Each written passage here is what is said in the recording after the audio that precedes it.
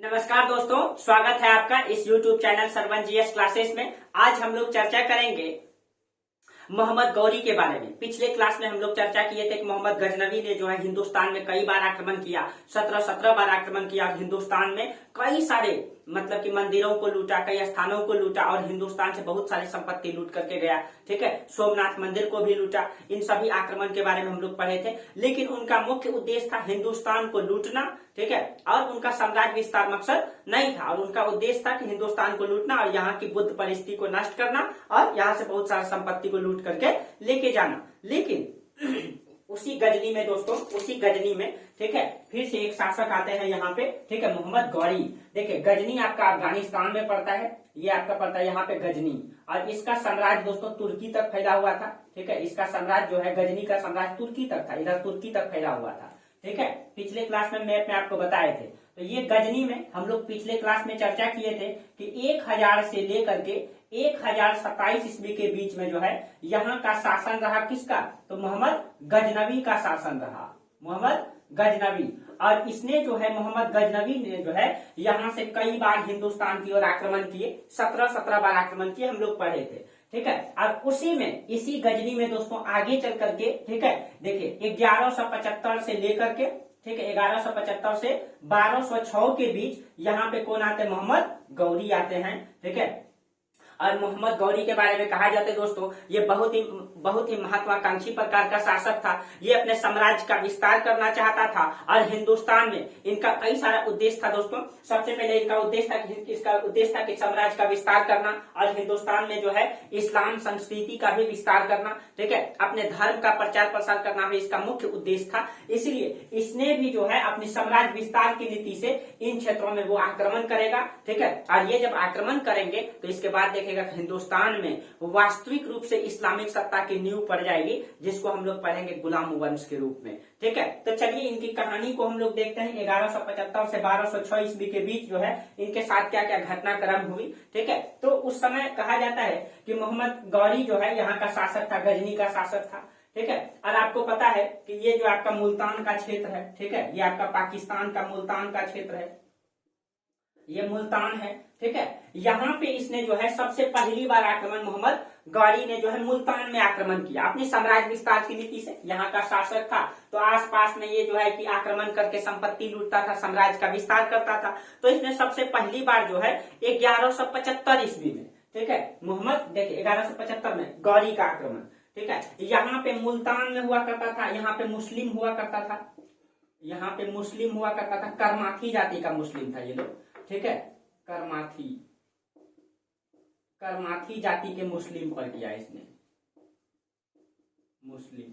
ठीक है, यहाँ पे इसने जो है कहा जाता है कि ये जब यहाँ से मुल्तान में आक्रमण किया तो यहाँ पे करमाथी जाति का मुस्लिम हुआ करते थे, और इस समय जो आक्रमण किया 1175 ईस्वी में इसने आक्रमण किया। ठीक है, और यहाँ पे आक्रमण करके जो है इन मुसलमानों, ये पाकिस्तान में पड़ता है। ठीक है, और आक्रमण करके इस जाति पर जो है खूब लूटा। ठीक है, और लूट करके ये गजनी वापस चला गया। ठीक है, इन यहाँ पे जो है मुल्तान में आक्रमण किया, पूरा लूटा 1175 में, और लूट करके वापस चले गया। लेकिन कहा जाता है इसी में जब वो मुल्तान को लूटा तो इसी समय उनको जानकारी हुआ कि हमारा गजनी के ही एक महान शासक हुआ करते थे मोहम्मद गजनवी। ठीक है, जिसने हिंदुस्तान को भी जीता और हिंदुस्तान के सोमनाथ मंदिर को भी जीता और हिंदुस्तान में कई बार आक्रमण भी किया और बहुत सारी संपत्ति लूट करके लाया। तो इसी उद्देश्य से मोहम्मद गौरी को जब पता चला कि ये सारे घटनाक्रम मोहम्मद गजनवी के साथ हुआ था, तो उसने भी जो है भारत की ओर सोमनाथ मंदिर को लूटने का प्लान किया, क्योंकि सोमनाथ मंदिर में बहुत ज्यादा संपत्ति भरा हुआ था।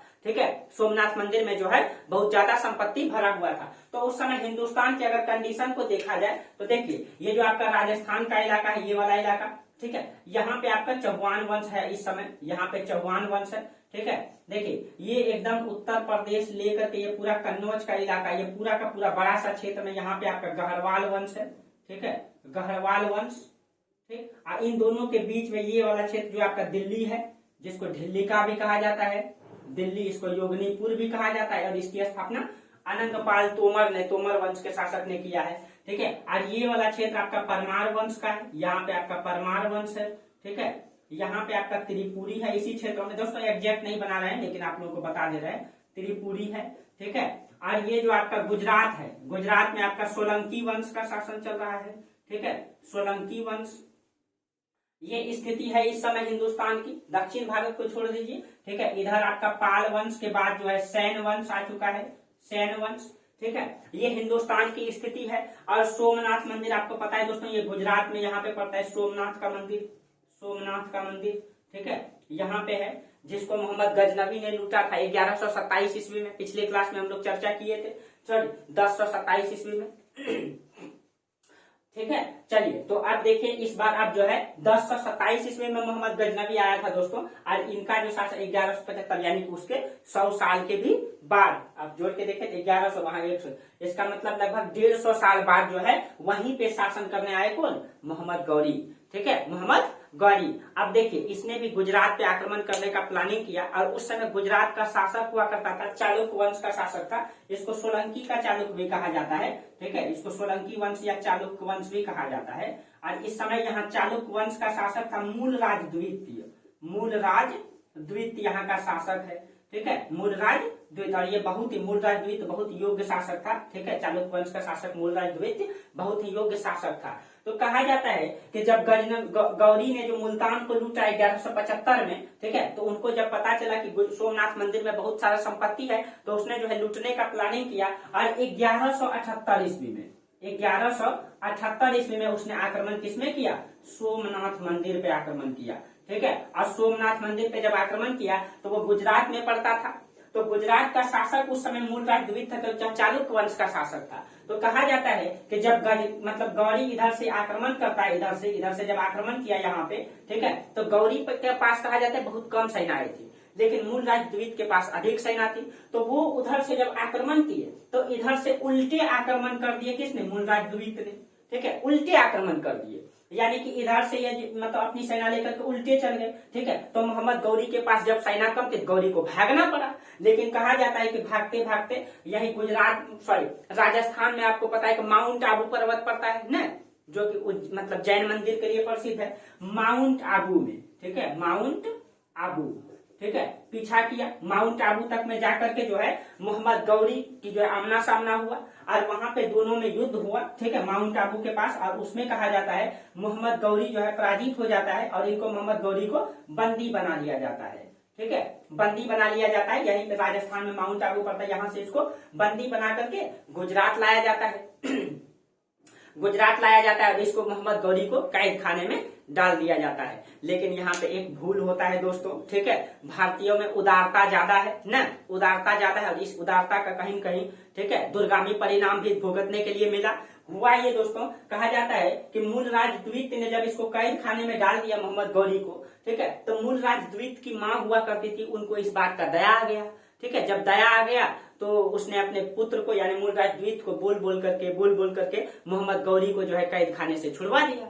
जब मोहम्मद गौरी कैद खाने से छूटा दोस्तों, उनके बातों पर जो है मूलराज द्वितीय जो है छोड़ दिया, मोहम्मद गौरी को छोड़ दिया। तो मोहम्मद गौरी दोस्तों भाग करके गजनी नहीं गया, वो भाग करके कहाँ गया, इस समय जम्मू कश्मीर खाली है, ठीक है, इस समय जो है जम्मू कश्मीर, वो सिंध और इन क्षेत्रों में आ गया, जम्मू कश्मीर और सिंध के क्षेत्रों में यहाँ पे आ गए गौरी, ठीक है, यहाँ गौरी आ गया भाग करके, ठीक है। सिंध और मतलब कश्मीर का क्षेत्र में उस समय अयोग्य सब राजा हुआ करता था, और सिंध और कश्मीर में जाकर के वो अपना कब्जा जमा लिया, ठीक है, अपना कब्जा जमा लिया और अपना सैनिक निर्माण करने लगा, ठीक है, सैनिक निर्माण करने लगा। अब उसी समय देखिए हिंदुस्तान की स्थिति क्या है, अब देखिए उसी समय हिंदुस्तान की स्थिति क्या है, समझिए जरा सा इसको, ठीक है।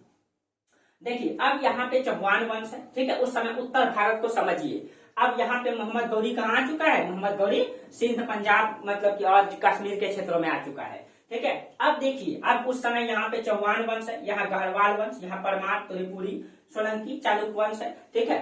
इस तरीके से उत्तर भारत का कंडीशन है। इधर आपका सैन वंश है, पाल वंश खत्म हो चुका है, ठीक है, इस तरीके से स्थिति है। अब मोहम्मद गौरी अभी यहाँ है, लेकिन अब कहा जाता है उस समय क्या हुआ था जब मोहम्मद गौरी यहाँ पे आया, ठीक है, मोहम्मद गौरी जब यहाँ आया तो मोहम्मद गौरी अस्थिर नहीं रहा दोस्तों, उसने अपने सैनिक टुकड़ी का निर्माण करके, सेना का निर्माण करके, बहुत ज्यादा सैनिक को प्रशिक्षित करके अब उसने जो है बार बार आक्रमण करना यहाँ पे चौहान पे स्टार्ट किया। आज इस समय चौहान वंश का शासक हुआ करता था पृथ्वीराज चौहान, अब देखिए कहानी आपका यहाँ से खुलता है, ठीक है। अब उसने किस पे आक्रमण करना स्टार्ट किया? चौहान वंश के शासक पृथ्वीराज चौहान पे, ठीक है। चौहान वंश के शासक कौन थे? पृथ्वीराज चौहान, ठीक है। और इसी को राय पिथौरा भी कहा जाता है। उसने इधर से आक्रमण करना स्टार्ट किया, लेकिन कहा जाता है पृथ्वीराज चौहान बहुत योग्य शासक था दोस्तों, ठीक है। कहा जाता है कि मोहम्मद गौरी ने यहाँ कश्मीर से चौहान वंश पे जो है लगभग 17 बार आक्रमण किए। अलग अलग इतिहासकार अलग अलग बातें कहते हैं दोस्तों, अभी हम चर्चा करेंगे, ठीक है। 17 बार आक्रमण किए। कहा जाता है कि गौरी जो है कश्मीर से जब आक्रमण करते थे, पृथ्वीराज चौहान बार बार उनको पराजित करके भेज देते थे। यानी कि मोहम्मद गौरी जो है आक्रमण करते थे चौहान वंश के शासक पृथ्वीराज चौहान पे, और पृथ्वीराज चौहान जो है बार बार उनको मतलब पराजित कर देते थे। जब पराजित कर देते थे तो गौरी जो है कि माफी मांग लेते थे, पैर पकड़ लेते थे। इस कारण से पृथ्वीराज चौहान उनको माफ कर देते थे। और इस प्रकार से कहा जाता है कि उनको 16 बार माफ किए, ठीक है। जो 16वीं बार आक्रमण हुआ था, ठीक है, 16वीं बार, ठीक है, दोनों के बीच जो युद्ध हुआ, ठीक है, 16वीं बार में कहा जाता है 16वीं बार जो युद्ध हुआ 1191 ईस्वी में हुआ। 1191 में ये 16वीं आक्रमण था, जिसको हम लोग तराइन का प्रथम युद्ध के नाम से जानते हैं। तराइन का प्रथम युद्ध के नाम से जानते हैं। इसमें कहा जाता है, इसमें जो है एक तरफ गौरी, मोहम्मद गौरी, और एक तरफ पृथ्वीराज चौहान, ठीक है। इसमें ये 16वीं बार था, ये 16वीं। इसमें भी मोहम्मद गौरी पराजित हो जाता है और पृथ्वीराज चौहान जीत जाता है। और इस बार भी जो है क्या किए, पृथ्वीराज चौहान से जो है गौरी माफी मांग लिए, और जो है माफी मांग लिए, पृथ्वीराज चौहान माफ कर दिए। फिर भाग करके कहाँ चल गए? फिर भाग करके ये कश्मीर आ गए, ठीक है, कश्मीर आ गए। लेकिन कहा जाता है कि जब ये 16वीं बार आक्रमण किए, पृथ्वीराज चौहान जब बार बार उनको पराजित कर दिए, उसके बाद पृथ्वीराज चौहान जो है दोस्तों कहा जाता है ये प्रेम प्रसंग में लग गए, ठीक है। हिंदुस्तान तो मोहब्बत में ही डूबा है दोस्तों। क्या आपको पता है कि अंग्रेजों ने मुगल बादशाह से हिंदुस्तान को नहीं छीना, उसने तो मराठों से हिंदुस्तान को छीना। और मराठा शासक बाजीराव मस्तानी को आपने जानते हैं दोस्तों, अपने जीवन में कभी युद्ध नहीं हारा, लेकिन मोहब्बत में डूब गया ना। बाजीराव मस्तानी आप लोग पिक्चर भी देखे होंगे, ठीक है, मोहब्बत में डूब गया। उसने अपने जीवन में कभी युद्ध नहीं हारा, कोई युद्ध नहीं हारा, इतनी ताकतवर था। लेकिन मोहब्बत एक ऐसी चीज है दोस्तों, किसी को उगा देता है तो किसी को डुबा भी देता है, ठीक है। तो आप लोग भी कदम खूब खूब करके रखेंगे, ठीक है। ये संसार है दोस्तों, ठीक है, जिंदगी है, कहीं भी जा सकती है, ठीक है। चलिए तो यहाँ पे अब देखिए, अब इसी समय देखिए दोस्तों, यहाँ पे आप परिस्थिति को थोड़ा उत्तर भारत को समझिए। जब 1191 का युद्ध मतलब कि पृथ्वीराज चौहान जीता, तो ये उसके बाद प्रेम प्रसंग में लग गए। अब इनकी थोड़ा प्रेम प्रसंग की कहानी हम सुना देते हैं, ठीक है। देखिए ये है आपका गढ़वाल वंश, ये आपका गढ़वाल, यहाँ का शासक हुआ करता था राजा जयचंद, ठीक है। आज जयचंद, आइए आपका पृथ्वीराज चौहान का चौहान वंश, दोनों के बीच में दिल्ली हुआ करता था, दोनों के बीच में दिल्ली को कहा जाता है कि चौहान वंश के शासक ने एक बार जीता, और जीत करके आप लोगों को पिछले क्लास में पढ़ाए भी हैं, जीत करके इसको अपने में नहीं बनाया रखा, इसको बफर स्टेट बना दिया।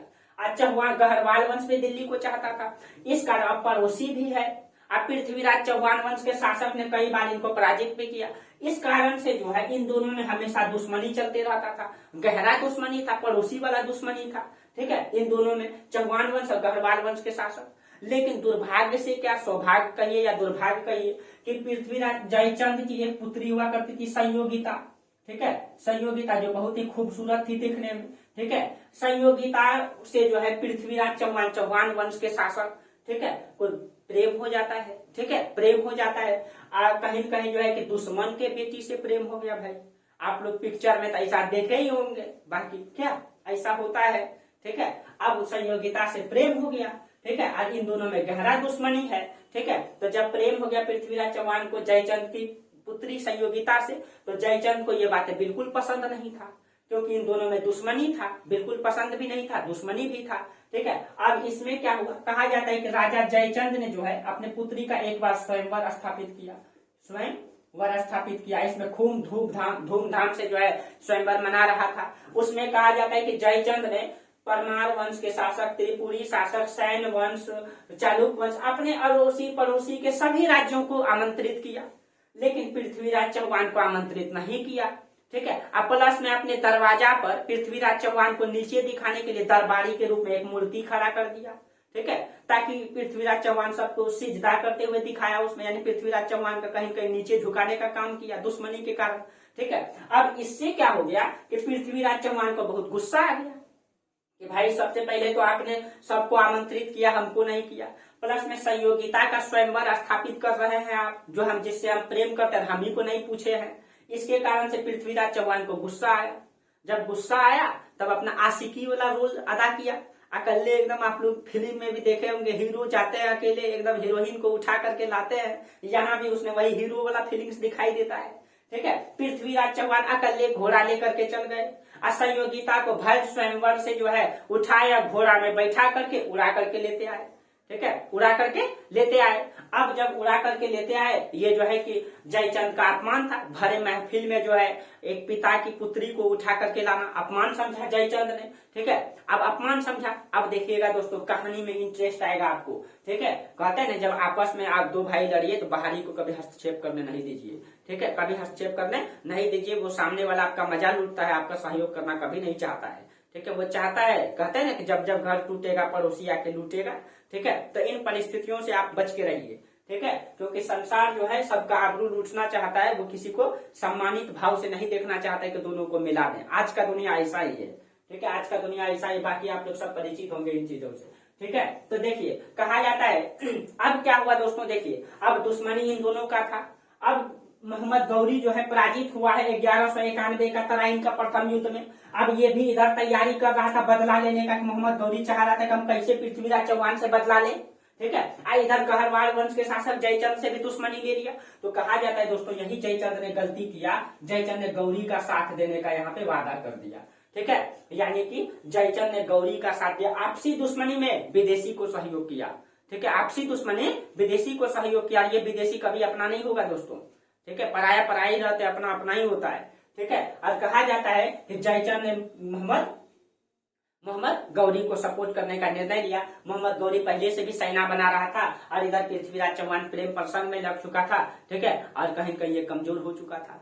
ठीक है, अब इस कारण से क्या हुआ कि फिर से जो है मोहम्मद गौरी ने 1192 में, ठीक है 1192 ईस्वी में, ठीक है, फिर आक्रमण किया, जिसको हम लोग कहते हैं तराइन का द्वितीय युद्ध।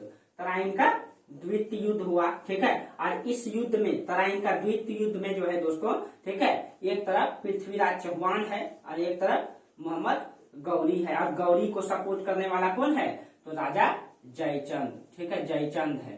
ठीक है, और राजा जयचंद है। इन युद्ध में कहा जाता है दोस्तों, इस युद्ध में इतिहास में बहुत बड़ा पलटफेर हुआ। हिंदुस्तान की सत्ता अब विदेशियों में जाने के लिए निर्णायक युद्ध हो गया इसमें। ठीक है, कहा जाता है पृथ्वीराज चौहान बहुत ही योग्यता से लड़ रहा था दोस्तों, बहुत ही योग्य बालक था। ठीक है, मतलब अभी तो उम्र ज्यादा हो गया था, लेकिन कम उम्र में, ठीक है, कम 16-17 साल में जो है पृथ्वीराज चौहान शासक बना था, और बेहद ही योग्य, बहुत ही योग्य शासक था। ठीक है, यही जवानी इसको ले डूबा दोस्तों, कहीं न कहीं ये जवानी की मोहब्बत में डूब गया।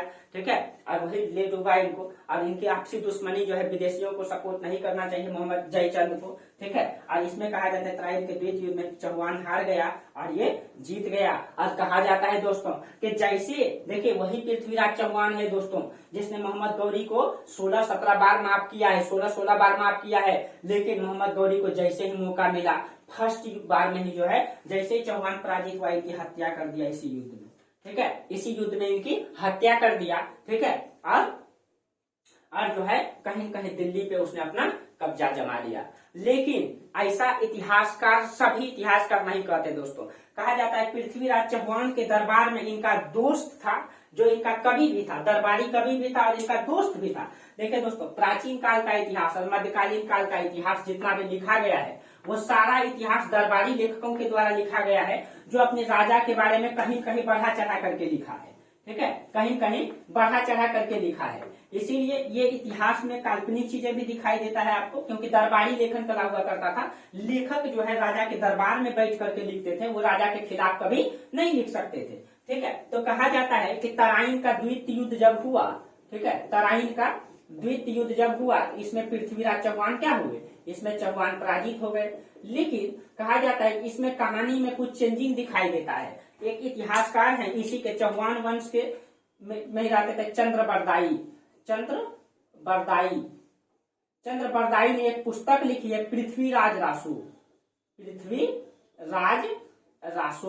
पृथ्वीराज रासो में जो है कहानी को कुछ पलट करके दिखाया गया है। हालांकि यह इतिहास में कितना सच है किसी को जानकारी नहीं है। पृथ्वीराज रासो में चंद्रबरदाई कहते हैं, ये चंद्रबरदाई जो है पृथ्वीराज चौहान का दोस्त भी है और ये एक कवि भी है, जो इसके दरबारी कवि है, ठीक है, लेखक है ये, ठीक है, ये लेखक भी है, ठीक है, इसके दरबारी लेखक है ये, ठीक है, चौहान के दरबार में रहते हैं पृथ्वीराज रासो। इसने पुस्तक लिखी है। इस पुस्तक में कुछ अलग ही घटना का उल्लेख है। ऐसे उल्लेख आता है कि तराइन का प्रथम युद्ध और तराइन का द्वितीय युद्ध हुआ। तराइन के प्रथम युद्ध में गौरी हार गए और द्वितीय में चौहान हार गए, ठीक है। लेकिन चंद्रबरदाई जो पुस्तक लिखे पृथ्वीराज रासो, इसमें कुछ और घटना का क्रम है। इसमें कहते हैं पृथ्वीराज चंद्रबरदाई इसमें लिखते हैं कि पृथ्वीराज चौहान को पराजित जरूर किया मोहम्मद गौरी ने, लेकिन इनकी हत्या नहीं किया। इसने लिखा है कि मुझे यानी चंद्रबरदाई को और पृथ्वीराज चौहान को, दोनों को जो है मोहम्मद मतलब गौरी ने पराजित करके जो तराइन का युद्ध हुआ, ये हरियाणा में पड़ता है दोस्तों, तराई क्षेत्र पड़ता है वहां पे स्थान है तराइन, ठीक है, वहीं पे हुआ है ये युद्ध हुआ है, ठीक है। तो यहाँ से उनको जो है हरा करके उसको कहाँ लेकर के चल के गजनी ला लिए, उनको कहाँ लाए, गजनी, ठीक है। अब गजनी में यहाँ पे उसको कैद खाने में डाल दिए। किनको? तो पृथ्वीराज चौहान को भी और चंद्रबरदाई को भी, दोनों को कैद खाने में डाल दिए, ठीक है, गजनी में ही कैद खाने में डाल दिए। और जब कैद खाने में डाल दिए तो मतलब कि दोनों वहीं रहने लगे। हाँ, अंधा करवा दिए थे, यानी कि जिस समय मोहम्मद गौरी ने चौहान को पराजित किया तो उनका दोनों आंख फोड़वा दिए थे पृथ्वीराज चौहान का, ठीक है, दोनों आंख फोड़वा दिए थे। फोड़वा करके कैद करके कहाँ ला दिए, गजनी ला दिए। और गजनी में एक समय कहा जाता है कि मोहम्मद गौरी ने यहाँ पे राज किया, ठीक है, यहाँ पे जो है राजकीय खेल का आयोजन किया, राजकीय खेल का आयोजन किया, ठीक है। इस खेल में जो है क्या हुआ, इसने लिखा है, इस पुस्तक में उल्लेख आता है, चंद्रबरदाई लिखता है इस खेल में, ठीक है, पृथ्वीराज चौहान को जो है एक विशेष कला आता था, उनको जो है शब्द भेदी बाण चलाना आता था। शब्द भेदी बाण का मतलब हो गया कि शब्द को सुन करके और एहसास करके, महसूस करके अगर वो बाण चलाएगा यानी तीर चलाएगा तो वह एग्जैक्ट निशाना में जाके लगेगा, ठीक है। ये इसने जो है कि चंद्रबरदाई ने बोला, ठीक है। आज यहाँ राज के खेल का आयोजन किया जा रहा था, तो राज के खेल में जब आयोजन हुआ तो चंद्रबरदाई बोला मतलब मोहम्मद गौरी को कि महाराज मैं भी इस खेल में हिस्सा लेना चाहता हूं, क्योंकि जो मेरा महाराज है यानी पृथ्वीराज चौहान, उनको विशेष कला आती है, ठीक है, उनको जो है शब्द भेदी बाण चलाना आता है। तो कहा जाता है कि मोहम्मद गौरी विश्वास नहीं किए। जब विश्वास नहीं किए तो चंद्रबरदाई उनसे बार बार गुहार लगाए कि विश्वास अगर न हो महाराज तो आप एक बार इनकी, हमारी मतलब मालिक की यानी हमारे महाराज की बेड़ियां खोल के दिखाइए, ठीक है, मैं इस कला का प्रदर्शन करके आपको दिखाता हूँ,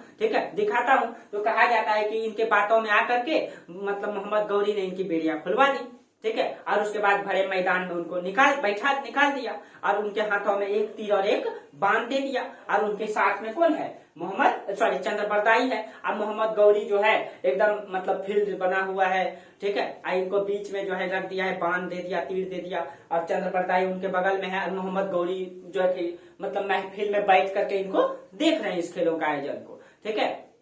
और वो कहते हैं कि मैं इस कला का प्रदर्शन करके दिखाता हूँ, ठीक है। तो कहा जाता है कि जैसे ही तीर और वो बाण वो हाथ में वो लिए, ठीक है, तो चंद्रबरदाई उसमें लिखते हैं कि 4 बांस 24 गज अंगुल अष्ट प्रमाण ता ऊपर सुल्तान है मत चूको चौहान, यानी कि हे पृथ्वीराज चौहान, ठीक है, आपके और मोहम्मद सुल्तान मतलब मोहम्मद गौरी के बीच में मात्र 24 गज का फासला है और इसका प्रमाण जो है आपकी 4 अंगुलियां और एक अंगूठा देता है। मैं आपसे ये गुहार लगाना चाहता हूँ, आप जो है उनकी आवाज को सुन करके एकदम निशाना लगाइए और निशाना आपकी बिल्कुल नहीं चुकेगी। और कहा जाता है जैसे ही मोहम्मद गौरी ने जो उधर से आवाज लगाई, ठीक है, तो कहा जाता है कि पृथ्वीराज चौहान ने जो है तीर चलाया। जब बाण चलाया उसने तो कहा जाता है एग्जैक्ट जाकर के पृथ्वीराज चौहान जब तीर चलाया तो मोहम्मद गौरी के सीने में लगी और वहीं पे मोहम्मद गौरी जो है ढेर हो गए, ठीक है, और इसने अपने बदला मतलब कि बदला ले लिया। ऐसा जो है दोस्तों सिर्फ किसने लिखते हैं, चंद्रबरदाई लिखते हैं, ठीक है, ऐसा कोई इतिहासकार नहीं लिखते हैं, सिर्फ चंद्रबरदाई लिखते हैं। कहीं न कहीं ये काल्पनिक चीजें दिखाई देता है, इसका वास्तविकता ये है या नहीं है इनको किसी को पता नहीं है, ठीक है। भारतीय इतिहासकार ये कहते हैं कि नहीं, ऐसा कोई भी घटना नहीं हुआ है। पृथ्वीराज चौहान और मतलब कि गौरी के बीच मात्र 2 युद्ध हुआ है, 2 युद्ध हुआ। कौन कौन सा, तो तराइन का प्रथम और तराइन का द्वितीय युद्ध। तराइन का प्रथम युद्ध 1191 में हुआ जिसमें मोहम्मद गौरी हार गए तो वो माफी मांग के वापस चले गए। और तराइन का द्वितीय युद्ध जब हुआ मोहम्मद गौरी जीत गए, ठीक है, और उसमें पृथ्वीराज चौहान की हत्या कर दी। लेकिन चंद्रबरदाई जो है कुछ अलग कहानी दिखाते, जो उनका दरबारी लेखक है, ठीक है, दरबारी लेखक है, ठीक है। तो ये घटना इसमें दिखाई देती है, ठीक है। चलिए अब देखिए, उसके बाद कहा जाता है दोस्तों, ठीक है, उसके बाद कहा जाता है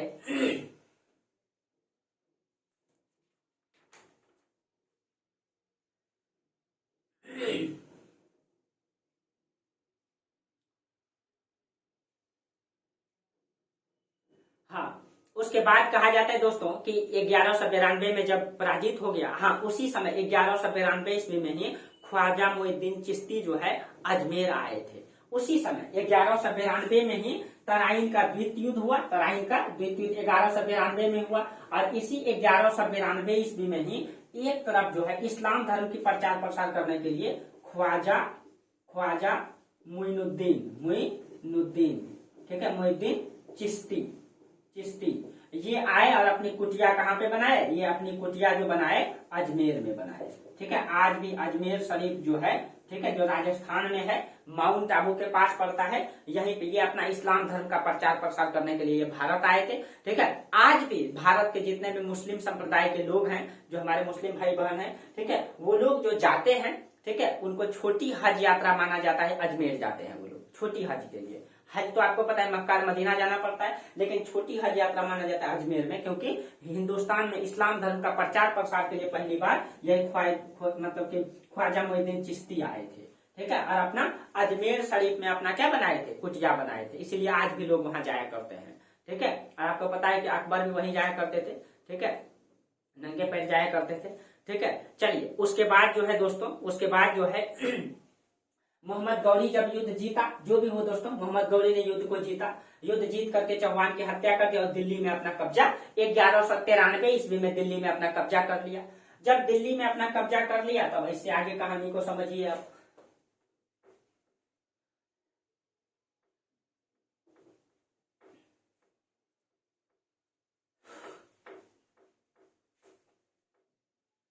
देखिए मतलब कि राजा जयचंद दोस्तों, ठीक है, कहीं कहीं हिंदुस्तान की तरफ से गद्दारी किया, ठीक है, मतलब पृथ्वीराज चौहान से, ठीक है, गद्दारी किया, ठीक है।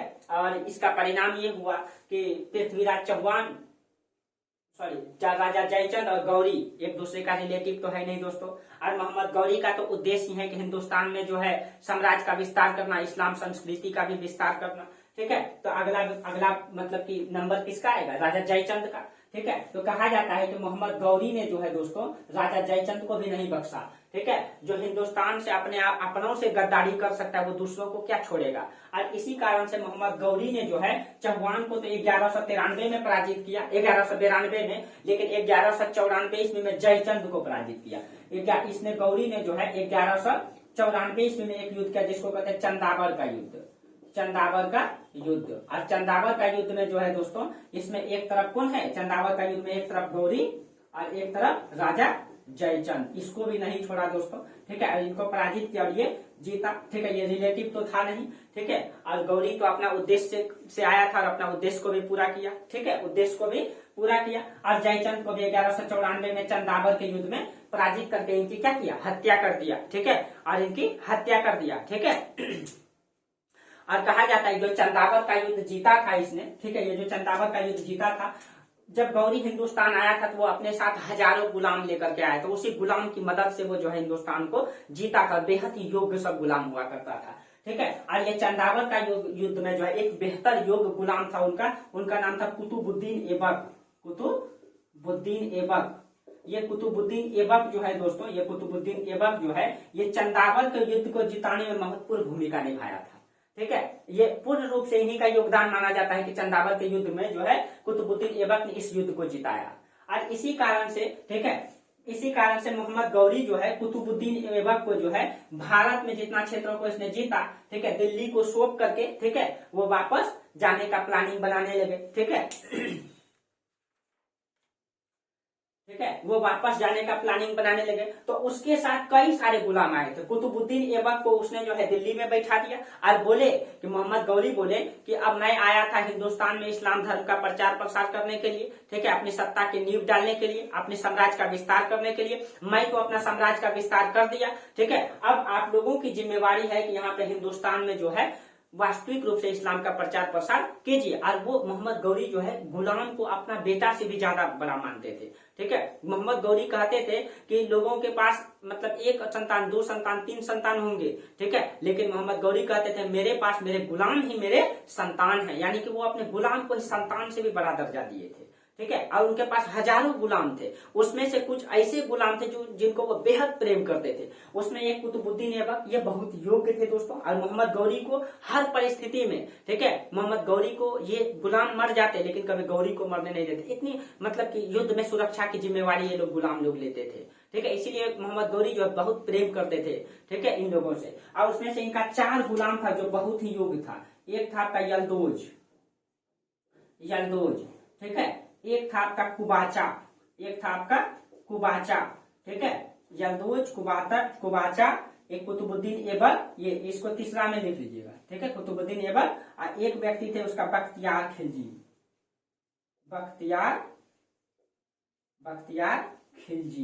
ठीक है, यही बख्तियार खिलजी है दोस्तों, ठीक है। इसी समय ये आए थे बख्तियार खिलजी, ठीक है। कहा जाता है कि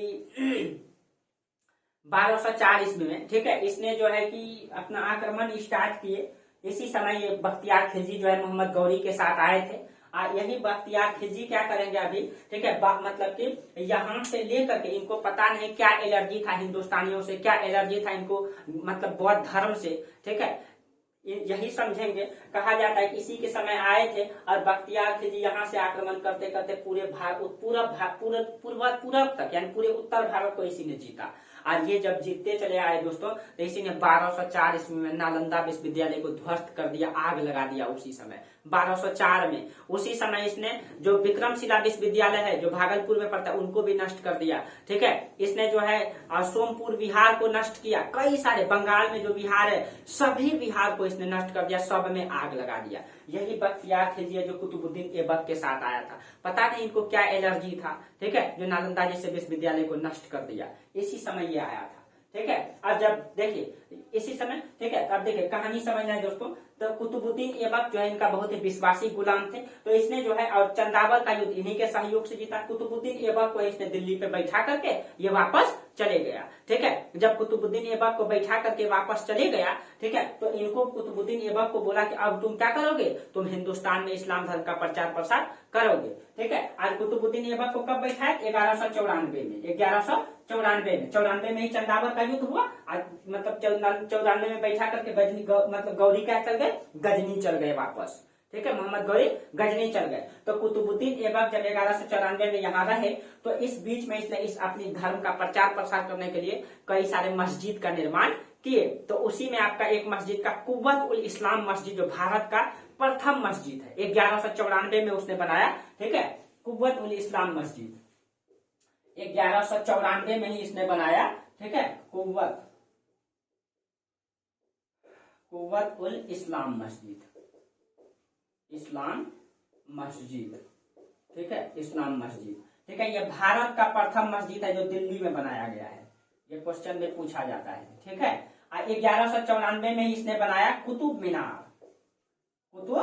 मीनार जो भारत का सबसे ऊंचा मीनार है। आप लोग गए होंगे, यहाँ दिल्ली में ये पड़ता है न, यहीं पे आपका महरौली स्तंभ है, महरौली स्तंभ कुतुब मीनार परिसर में ही है, ठीक है। कुतुब मीनार का निर्माण किया। कुतुब मीनार का जो निर्माण किया था कुतुबुद्दीन ऐबक का गुरु हुआ करता था, ठीक है, कुतुबुद्दीन बख्तियार अल काकी के याद में बनाया था कुतुब मीनार।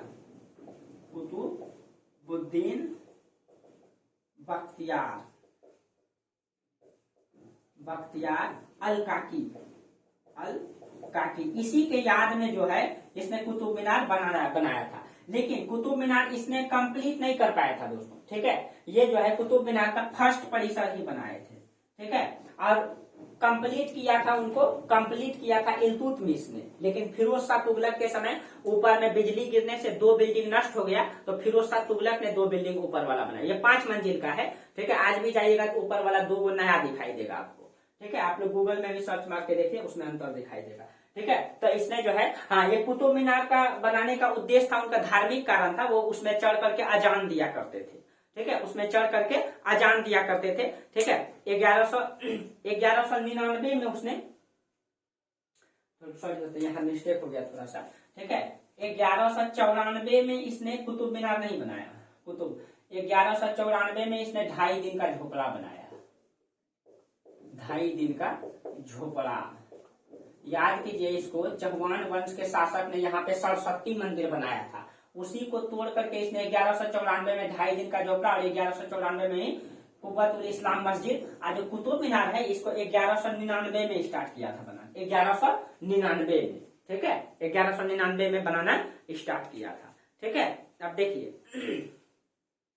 उसके बाद कहा जाता है कि इसके बाद ये काम जो है इधर मोहम्मद गौरी कर रहे थे, सॉरी कुतुबुद्दीन ऐबक कर रहे थे दिल्ली में रह करके। ठीक है, उसके बाद कहा जाता है गजनी से फिर जो है 1105 ईस्वी में गौरी जो है दिल्ली वापस आए, 1105 में वो दिल्ली वापस आए। देखिए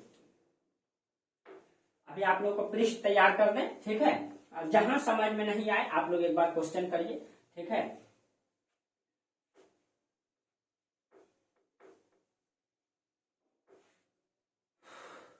देखिए अब फिर से जो है ये गजनी है आपका यहाँ पे। ठीक है, गजनी से गौरी जो है फिर जो है 1105 ईस्वी में, नहीं 1105 में, 1205 में। ठीक है, 1194 तो था ही, 1205 ईस्वी में। ठीक है, मोहम्मद गौरी जो है फिर से दिल्ली आते हैं। ठीक है, जब वो दिल्ली आए, ठीक है, 1205 ईस्वी में, 1 साल के मतलब हिंदुस्तान में रहते भी हैं वो। ठीक है, रहते भी हैं, लेकिन मोहम्मद गौरी कहा जाता है कि 1206 में जब वो वापस जा रहे थे, ठीक है, यानी 1205 में आए, अब 1206 में वो वापस जा रहे थे। 1 साल यहाँ रहे, देखे संस्कृति का प्रचार प्रसार हो रहा है, ठीक ठाक से रहे, देखे हिंदुस्तान को। ठीक है, 1206 में जब वो वापस जा रहे थे, ठीक है, तो कहा जाता है कि मतलब ये किसके, इसके साथ जो गौरी के साथ जो है यहाँ पे, ठीक है, गौरी के साथ एक गुलाम और हुआ करता था इनका, इल्तुतमिश। ठीक है, ये इल्तुतमिश बहुत ही योग्य था, इनके बारे में हम चर्चा करेंगे आगे आप लोगों को। ठीक है, तो इल्तुतमिश इनके साथ में था, ये वापस जा रहे थे, तो जाते जाते कहा जाता है कि वहां पे इनको, हाँ, कश्मीर में जो है दोस्तों, कश्मीर में, ठीक है, गौरी पर जो है वहां पे मतलब वहां के जो जाट सरदार हुआ करते थे, ठीक है, जाटों ने इस पे आक्रमण, कश्मीर के जाटों ने क्या किया, इस पे आक्रमण कर दिया। यानी कि दिल्ली से जब ये वापस जा रहे थे गजनी, यहाँ पे कश्मीर के जाटों ने इस पे आक्रमण कर दिया। ठीक है, अब जब आक्रमण कर दिया तो गौरी बुरी तरह घायल हो गए। जब वो घायल हो गए, ठीक है, तो जब वो गजनी गए तो गजनी में ही उनकी 1206 ईस्वी में क्या हो गई, मृत्यु हो गई। ठीक है, मृत्यु हो गई। अब जब मृत्यु हो गई, ठीक है, अब मामला ये छिड़ गया कि इतना बड़ा गजनी साम्राज्य का मतलब कि उत्तराधिकारी कौन होगा, क्योंकि उसका पुत्र तो था नहीं, उनका तो गुलाम था। ठीक है, तब यहाँ उत्तराधिकारी को लेकर के यहाँ पे सवाल खड़ा हुआ। ठीक है, तो कहा जाता है कि मोहम्मद गौरी के मरने के बाद, ठीक है, गौरी के मरने के बाद गजनी को संभाल लिया यल्दोज ने। ठीक है, यल्दोज ने, गजनी को किसने संभाला, यल्दोज ने। ठीक है, आज जहाँ दिल्ली था, जहाँ पे यहाँ तो कुतुबुद्दीन ऐबक रह गया, ऐबक हो गया। ठीक है, ऐबक हो गया। आज जो आपका मुल्तान और ये पंजाब का क्षेत्र पड़ता है, ये वाला क्षेत्र, यहाँ पे कुबाचा हो गया, कुबाचा। ठीक है, यहाँ पे आपका कुबाचा हो गया। यानी कि ये अपने यल्दोज जो है पूरा गजनी का उत्तराधिकारी बताता है अपने आप को। ठीक है, आज जितना क्षेत्र को हिंदुस्तान में मोहम्मद गौरी ने जीता था, वहां का मतलब कि उत्तराधिकारी अपने आप को ऐबक बता देते हैं, और मुल्तान के क्षेत्रों में कुबाचा। ठीक है, ये मतलब कि इस परिस्थिति में जो है ये स्थिति था। और इसी समय जो है, हाँ, कुबाचा काबुल और कंधार, मुल्तान काबुल कंधार कुबाचा के अंतर्गत था ये पूरा का पूरा क्षेत्र।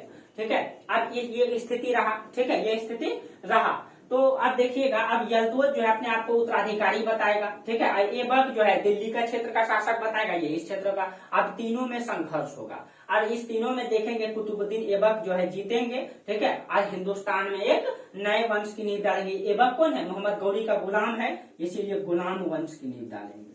ठीक है, और हिंदुस्तान में गुलाम वंश आएगा। ठीक है, गुलाम वंश आएगा, यहीं से इस्लाम सत्ता की वास्तविक नींव डाला जाएगा, वास्तविक नींव डाला जाएगा। ठीक है, तो इससे हम लोग अब आगे पढ़ेंगे कुतुबुद्दीन ऐबक का हिंदुस्तान में गुलाम वंश को। ठीक है, आगे पढ़ेंगे हम लोग गुलाम वंश को। ठीक है, यहां तक आप लोगों का मामला क्लियर हो गया होगा।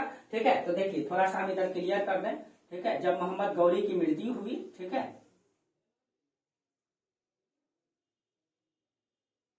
देखिए जब मोहम्मद गौरी की मृत्यु हुई, ये आपका पाकिस्तान है। ठीक है, इधर आपका अफगानिस्तान, यहाँ गजनी है। ठीक है, ये आपका गजनी है। गजनी में जब गौरी मरा, तो गौरी के बाद जो है यहाँ गजनी में कौन बैठ गया दोस्तों? तो गजनी में याद रखेगा यलदोज। ठीक है, यलदोज। हम लोग कहानी यहीं से स्टार्ट करेंगे। ये मुल्तान और ये वाला क्षेत्र में यहाँ पे हो गया आपका कुबाचा। कुबाचा, ठीक है। आज जितना हिंदुस्तान में जितना बड़ा क्षेत्र को गौरी ने जीता, वहां पे हो गया ऐबक। अब तीनों में उत्तराधिकार को लेकर के संघर्ष होगा। अब बख्तियार खिलजी आया था तो लूटते हुए इधर आया और इस सबको नष्ट करके जो है पूरब तक को जीता उत्तर भारत में। ठीक है, तो ऐबक, कुबाचा, यलदूज की समस्या को हम लोग आगे पढ़ेंगे और देखेंगे किस तरह से तीनों को पराजित करेंगे या एक नई समस्या को, वैवाहिक संबंध को स्थापित करेंगे और ऐबक जो है हिंदुस्तान में नए वंश, गुलाम वंश की नींव डालेंगे। ठीक है, तो चलिए आज हम लोगों का जो मतलब क्लास है यहीं तक रहने देते हैं। ठीक है, आप लोगों को जहां समझ में नहीं आए दोस्तों, ठीक है, अब इससे आसानी से और क्या समझा सकते हैं आप लोगों को। ठीक है, हाँ, आप लोगों को दिक्कत होता है तो आप लोग कमेंट करिए। ठीक है, जहां समस्या हो बताइए, हम कोशिश करेंगे सुधार करने का।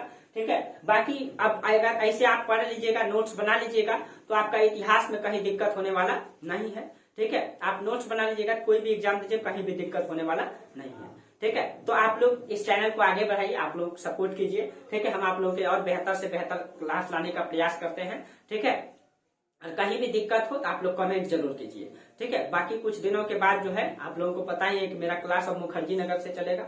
ठीक है, तो आप लोगों को कोई दिक्कत भी नहीं होगा अब। चलिए, तो आज हम लोग यहीं तक चर्चा करते हैं दोस्तों। ठीक है, और आप लोग मस्ती से क्लास कीजिए और कहीं कहीं नोट्स बनाइए। ठीक है, नोट्स बहुत जरूरी है। अपना नोट्स आ जाएगा तो आप लोग का एक अस्थायी हो जाएगा। ठीक है, और वो आपको सब दिन काम देगा, जिंदगी भर काम देगा, आपका भी काम आएगा, आपका दादा पर बेटा पोता आएगा ना, वो भी पढ़ेगा। क्योंकि इतिहास कभी चेंज नहीं होता है। क्या जो इतिहास में बीत गया घटना है वो चेंज नहीं होगा। हाँ, उसमें नया नया थ्योरी जुड़ेगा, इसमें ईस्वी जुड़ सकता है, लेकिन इतिहास चेंज तो नहीं हो सकता है। ठीक है, इसीलिए आप एक बार नोट्स बनाएंगे तो आपका भी सब दिन काम चलेगा और आपका आने वाला जनरेशन भी पढ़ेगा। ठीक है, जनरेशन के लिए नहीं सोचना है, लेकिन ठीक है, लेकिन हाँ पढ़ेगा तो ही दोस्तों। ठीक है, आप बूढ़े भी हो जाएंगे तो अपने पोता पोतियों को पढ़ाएंगे कि मैंने इतिहास पढ़ा था, क्या फिर मेरा नाम एक बार जरूर लेंगे आपको। चलिए, तो फिर हम लोग अगले क्लास में चर्चा करेंगे इससे आगे। तब तक के लिए आप लोगों को बहुत बहुत धन्यवाद। Thank you.